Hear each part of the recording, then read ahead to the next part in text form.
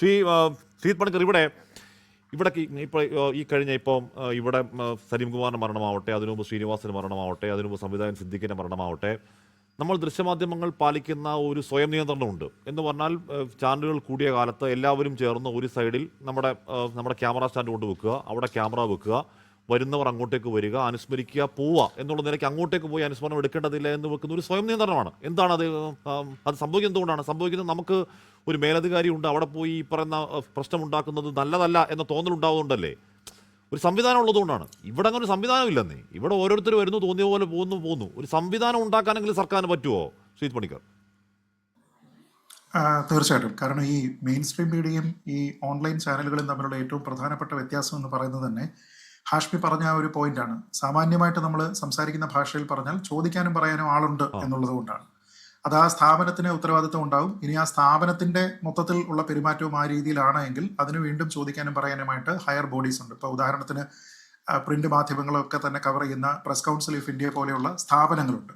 അപ്പോൾ പ്രസ് കൗൺസിലിന്റെ ഒക്കെ തന്നെ ഗൈഡ് ലൈൻസ് നമ്മളെടുത്ത് നോക്കിക്കഴിഞ്ഞാൽ നമ്മൾ കോമൺ ആയിട്ട് സിവിൽ സൊസൈറ്റിയിൽ പറയുന്ന ഒരു വാക്കുണ്ട്, ഡിഗ്നിറ്റി ഇൻ ഡെത്ത്. ഒരാൾ മരിച്ചു കഴിഞ്ഞാൽ അയാൾക്ക് മരണത്തിന് ഒരു അന്തസ് ഉണ്ടാവുക, അന്തസ്സോട് കൂടിയിട്ടുള്ള ഒരു മരണത്തിനുള്ള അർഹത ഉണ്ടാവുക എന്നത് നമുക്കറിയാം. നമ്മുടെ ഭരണഘടനയുടെ ആർട്ടിക്കിൾ 21 റൈറ്റ് എന്ന് പറയുന്നത് ഈ അന്തസ്സോട് കൂടിയിട്ടുള്ള ഒരു മരണം, കുടുംബാംഗങ്ങൾക്ക് ഗ്രീവ് ചെയ്യാനുള്ള ഒരു അവകാശം, ഇതെല്ലാം തന്നെ ജീവിച്ചിരിക്കുന്ന ആൾക്കാർക്ക് മാത്രമല്ല മരിച്ച ആൾക്കാർക്ക് കൂടി കിട്ടുന്നതാണ്. അപ്പൊ അതുകൊണ്ട് തന്നെ ആ ഒരു അന്തസ്സ് നിലനിർത്തുക എന്നതിന്റെ ഭാഗമായിട്ട് എങ്ങനെയാണ് ഒരാളിന്റെ മരണം ഉണ്ടായിക്കഴിഞ്ഞാൽ അതിനെപ്പറ്റി പിന്നീട് വാർത്തകൾ ചെയ്യേണ്ടത് എന്നതുമായി ബന്ധപ്പെട്ട് പ്രസ് കൗൺസിൽ ഓഫ് ഇന്ത്യ തന്നെ എൻഫോഴ്സ് ചെയ്യുന്ന രീതിയിലത്തേക്കുള്ള കുറെ നയങ്ങളും നിലപാടുകളുമുണ്ട്. അത് വിദേശ രാജ്യങ്ങളിലുണ്ട്. ഇപ്പൊ വിദേശ രാജ്യത്തൊക്കെ കുറച്ചുകൂടെ സ്ട്രിക്റ്ററാണ്. നമുക്ക് അവിടെ ഒരാൾ മരിച്ചു കഴിഞ്ഞാൽ പിന്നീട് ആ മൃതശരീരത്തിന്റെ ചിത്രങ്ങൾ പോലും നമ്മൾ കാണാറില്ല. പലപ്പോഴും അത് ആ കോഫിനിൽ കൊണ്ടുവരുന്ന സമയത്ത് നമ്മൾ ആ കോഫിൻ അല്ലെങ്കിൽ കാസ്കറ്റ് ഒക്കെ മാത്രമേ കാണുകയുള്ളൂ. അത് റിമൂവ് ചെയ്യുന്ന സമയത്തോ അതിന് മുമ്പുള്ള സമയത്തോ ഉള്ള ചിത്രങ്ങളൊന്നും തന്നെ നമ്മൾ പബ്ലിക്കായിട്ട് അങ്ങനെ കാണാറില്ല. അപ്പൊ അങ്ങനെയുള്ള ഒരു അന്തസ്സ് ഇവിടെ ആൾക്കാർക്ക് മരിക്കുന്ന ആളിനും അയാളുടെ കുടുംബാംഗങ്ങൾക്കും ഒക്കെ തന്നെ കിട്ടണം, അവരുടെ സ്വകാര്യത മാനിക്കപ്പെടണം എന്ന രീതിയിലത്തേക്കുള്ള ഒരു ചിന്ത മെയിൻ സ്ട്രീം മാധ്യമങ്ങൾക്കുള്ളപ്പോൾ ഓൺലൈൻ മാധ്യമങ്ങളെ കയറൂരി വിട്ടിരിക്കുന്ന ഒരു സമീപനം ഇവിടെ ഉണ്ട് എന്നതുകൊണ്ടാണ്. പലതരത്തിലുള്ള നിയന്ത്രണങ്ങളൊക്കെ കൊണ്ടുവരാൻ വേണ്ടിയിട്ട് പലപ്പോഴും ശ്രമിച്ചിട്ടുണ്ട്. പക്ഷേ അതിന് വരുന്ന രീതിയിലത്തേക്കുള്ള ഒരു ഡിജിറ്റൽ പോളിസി ഇപ്പോഴും ഇല്ല എന്നുള്ളതൊരു വസ്തുതയാണ്. വേണമെങ്കിൽ വർക്ക് അറൗണ്ട് എന്ന് പറയാവുന്ന ചില മാർഗങ്ങളുണ്ട്. ഉദാഹരണത്തിന് ഒരാളിന്റെ അനുമതി ഇല്ലാതെ അയാളുടെ വീട്ടിലേക്ക് ചെന്നിട്ട് ചിത്രീകരിക്കുക, ദൃശ്യങ്ങൾ എടുക്കുക എന്നൊക്കെ പറഞ്ഞു കഴിഞ്ഞാൽ അത് പ്രൈവറ്റ് സ്പേസിലേക്കുള്ള ഒരു ഇൻട്രൂഷനാണ്. അതിനെ തടയാനായിട്ട് നിലവിൽ നിയമം ഉണ്ടോ എന്ന് ചോദിച്ചു കഴിഞ്ഞാൽ അതിന് നിയമമുണ്ട്. അതിന് IT ആക്ട് അനുസരിച്ചിട്ടാണെങ്കിൽ നിയമമുണ്ട്. അതൊക്കെ തന്നെ എൻഫോഴ്സ് ചെയ്യാനായിട്ട് നമുക്ക് ഇവിടെ എങ്ങനെ സാധിക്കും എന്നുള്ളതാണ് ഇതിന്റെ പ്രശ്നം. അതായത് ഇപ്പോൾ കുറേ അധികം യൂട്യൂബർമാർ വന്നിട്ട് ചിത്രങ്ങൾ എടുക്കുകയാണ്. അപ്പോൾ ആ സമയത്ത് ആ വീട്ടുകാരോ അവിടെയുള്ള മറ്റാരെങ്കിലുമോ അവരൊരു ശല്യമാണ് എന്ന് തോന്നുന്ന സമയത്ത് പോലീസിനെ വിളിക്കുകയും അവിടെ ഒരു പോലീസ് ആക്ഷൻ ഉണ്ടാവുകയും ചെയ്യുക എന്നുള്ളത് അവിടുത്തെ മൊത്തത്തിലുള്ള അറ്റ്മോസ്ഫിയറിന് ചേരുന്നതല്ല എന്നുള്ളൊരു ചിന്ത അവർക്ക് ഉണ്ടാവും.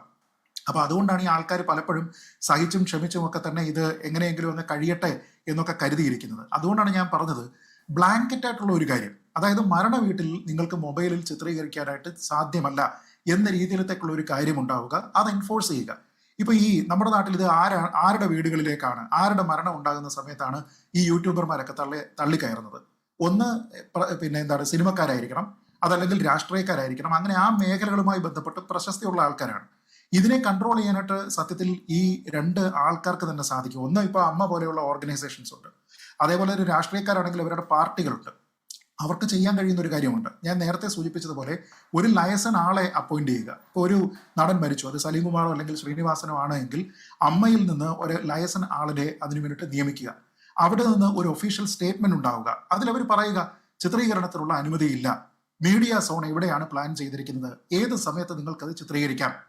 അതിപ്പോ BJT ഹാളിലോ അല്ലെങ്കിൽ ഏതെങ്കിലും ഒരു പൊതുദർശനത്തിന് കിടത്തുന്ന ഒരു ഹാളിലാണെങ്കിൽ അവിടെ മീഡിയയ്ക്ക് എവിടെ നിൽക്കാം, അതിൽ ഏതൊക്കെ തരത്തിലുള്ള മീഡിയ, അക്രഡിറ്റേഷനുള്ള മാധ്യമങ്ങളെയാണോ, പാസ് വേണോ വേണ്ടയോ, ഈ കാര്യങ്ങൾ അവർക്ക് തീരുമാനിക്കാം. വീടുകളിൽ ഒരു കാരണവശാലും സ്ട്രിക്ട്ലി നോ ആണ് എന്ന് പറയാനായിട്ട് സാധിക്കും. ഞാൻ നേരത്തെ സൂചിപ്പിച്ചതുപോലെ ഒരു പൂൾ സിസ്റ്റം കൊണ്ടുവരുന്നുണ്ടെങ്കിൽ അവർക്ക് തന്നെ ചെയ്യാം. നേരത്തെ ഇവിടെ സൂചിപ്പിച്ചു, അമ്മയുടെ മീറ്റിംഗ് ഒക്കെ നടക്കുന്ന സമയത്ത് 1-2 യൂട്യൂബേഴ്സിനെ കൊണ്ടുവന്നിട്ട് അവരെടുക്കുന്ന ദൃശ്യങ്ങൾ മാത്രമാണ് കൊടുക്കുക. അപ്പൊ അങ്ങനെ എടുക്കുന്ന സമയത്ത് അവർക്ക് കൃത്യമായിട്ടുള്ള ഗൈഡ് ലൈൻസ് കൊടുത്തിട്ട് അവരുടേതെടുത്തതിന് ശേഷം മറ്റാൾക്കാർക്ക് കൊടുക്കുക. ഇത് അൾട്ടിമേറ്റ്ലി ഇത് ആർക്കാണ്? ഇത് ആൾക്കാർക്ക് കൺസ്യൂം ചെയ്യാനുള്ള കോണ്ടന്റ് ആണെന്നാണല്ലോ ഇതിന്റെ സങ്കല്പം. അങ്ങനെയാണെങ്കിൽ നമ്മൾ ഈ പറയുന്ന മഞ്ഞക്കുയിലും പച്ചക്കുയിലും ഒക്കെ മാത്രം ഉണ്ടാക്കിയിരിക്കുന്ന കോണ്ടന്റ് മാത്രമല്ലല്ലോ, ആൾക്കാർക്ക് ഇത് കിട്ടിയാൽ മതി എന്നുണ്ടെങ്കിൽ അത് ഒഫീഷ്യലായിട്ട് എടുത്തുകൊണ്ട് എന്തുകൊണ്ട് കൊടുക്കാനായിട്ട് കഴിയില്ല? അപ്പൊ ബ്രോഡർ ആയിട്ടുള്ള ഒരു പ്രൈവസിയെ റെസ്പെക്ട് ചെയ്യുക, അവിടെയുള്ള സെൻസിറ്റിവിറ്റി റെസ്പെക്ട് ചെയ്യുക, ഇതൊന്നുമില്ല. അതായത് അവിടെ ഭാര്യയും മക്കളും ഒക്കെ തന്നെ പിന്നെ പൊട്ടിക്കരയുകയാണ്. അവരുടെ ഏറ്റവും അവസാനം കിട്ടുന്ന സ്വകാര്യമായിട്ടുള്ള കുറച്ച് മിനിറ്റുകളാണ്. അതൊക്കെ തന്നെ കോണ്ടന്റ് ആക്കുന്നതിന് വേണ്ടിയിട്ട് യാതൊരു വിധത്തിലുള്ള മനുഷ്യത്വവും ഇല്ലാതെ കുറേയധികം ആൾക്കാർ അവരുടെ പേഴ്സണൽ ഗ്രീവിങ് സ്പേസിലേക്ക് ഇടിച്ചു കയറുകയാണ്.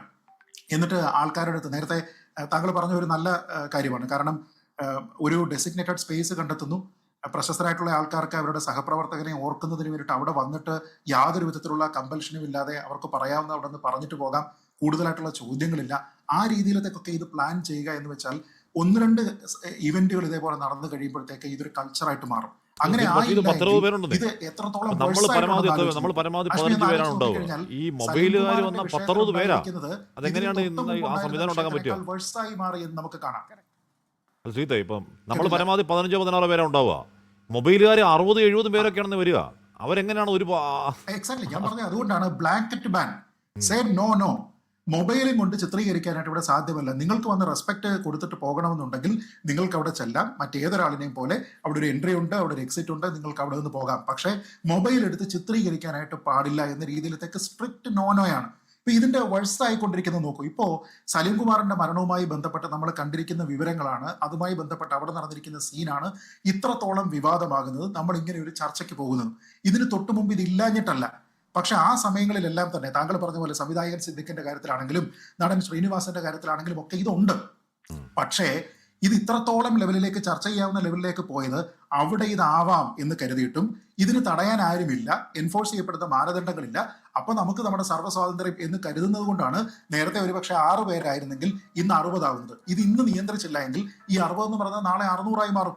ഈ മൊബൈൽ എടുക്കുന്ന ഓരോരുത്തരും, വാളെടുക്കുന്നവൻ വെളിച്ചപ്പാടെന്ന് പറയുന്നത് പോലെ മൊബൈൽ എടുക്കുന്ന ഓരോരുത്തരും സ്വന്തമായിട്ട് അവന്റെ മീഡിയ ഹൗസ് നടത്തുന്നു എന്ന രീതിയിലത്തേക്ക് ഇവനൊക്കെ കോണ്ടന്റ് ഉണ്ടാക്കുന്നതിന് വേണ്ടിയിട്ട് പോയി കഴിഞ്ഞാൽ അവിടേക്ക് സാമാന്യമായിട്ട് സഹപ്രവർത്തകർക്ക്, ബന്ധുക്കൾക്ക് ഒക്കെ വന്ന് അവസാന റെസ്പെക്ട് കൊടുത്തിട്ട് പോകാൻ കഴിയാത്തതുപോലെ ഇവന്മാരെല്ലാം കൂടെ അവിടെ തടിച്ചുകൂടി അങ്ങനെ നിൽക്കുകയല്ലേ. എന്നിട്ട് അവന്മാർ തന്നെ ഈ ആൾക്കാരുടെ അടുത്ത് സിനിമ കഴിഞ്ഞിട്ട് വരുന്ന ആൾക്കാരോട് അഭിപ്രായം ചോദിക്കുന്നത് പോലെ ഇവരെ ഓർത്തെടുക്കാനായിട്ട് ആവശ്യപ്പെട്ടാലോ? ആ രീതിയിലത്തൊക്കെ കണ്ടു കഴിഞ്ഞാൽ എന്തൊരു കെയോസ് അവിടെ ഉണ്ടാകും എന്ന് ആലോചിച്ച് നോക്കുക. അതുകൊണ്ട് ഇതിൽ നമ്മൾ കാണേണ്ടത് ഇവന്മാർക്ക് മനുഷ്യത്വം ഇല്ല എങ്കിൽ അവരോട് മനുഷ്യത്വം കാണിക്കേണ്ടുന്ന ആവശ്യം കുടുംബത്തിനും പൊതുസമൂഹത്തിനും ഇല്ല എന്നുള്ള ഒരു കാര്യം മാത്രമാണ്. സ്ട്രിക്റ്റ് നോനോ പറയുക, അതല്ലാത്ത ആൾക്കാരെ കൈകാര്യം ചെയ്യുന്നതിനായിട്ടുള്ള മാർഗങ്ങൾ ബ്ലാങ്കറ്റ് നോനോ, അത് തന്നെയാണ് പരിഹാരം.